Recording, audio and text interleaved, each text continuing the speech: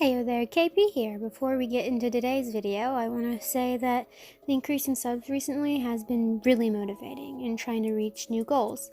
And so I really want to hit 200 subs by my birthday in November.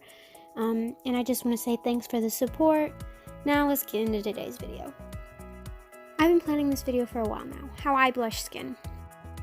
The steps I take when blushing do change depending on what I'm drawing, but for the majority of my work, this is how I kind of do it. The way I go about blushing also is impacted by the skin tone, so I'll be going over those differences too. I always start off by getting the base color down, no matter it be a realistic or a fantasy skin tone.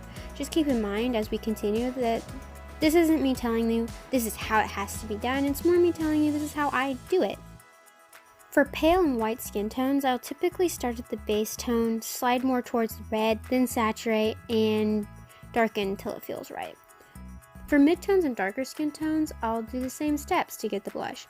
I will focus on making the blush more saturated rather than necessarily darker, just depending on how dark the base is.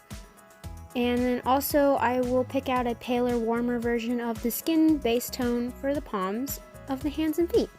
This part will also be somewhat towards what you feel looks best. Just remember that not everyone looks exactly the same in that regard. Some people have paler palms than others. How I will go about blushing the face. My first step is to lock my base layer, then add the blush under the eyes, on the tip of the nose, the lips, and the forehead. I might connect the blush on the eyes to the nose and then clean that up later, depending on how much detail I want to add.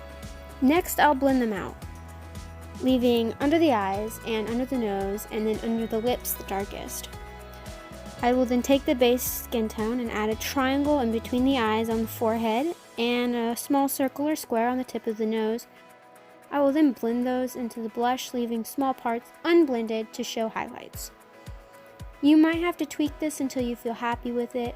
Last little note is if you feel your darker skin tone is blending in with your line art a little bit too much, instead of picking a lighter skin tone, try defining the line art with your palm color. It might help it stand out a little bit better. And again, this is just how I do it, and you might find a different way that works better for you. Now onto the hands. I decided to add hands into this because sometimes people can struggle with palms, and I just wanted to show how I might do it. So I'll do it two different ways depending on how pale or dark the skin may be, or how translucent I might want the skin to seem. I'll start off with the blush color and add it to the tops of the fingers and hand.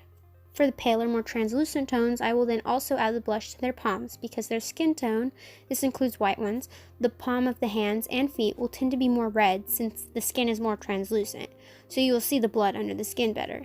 And for darker skin tones, I will instead use the lighter palm color we picked out earlier for the palms and then lightly blend it till it feels right.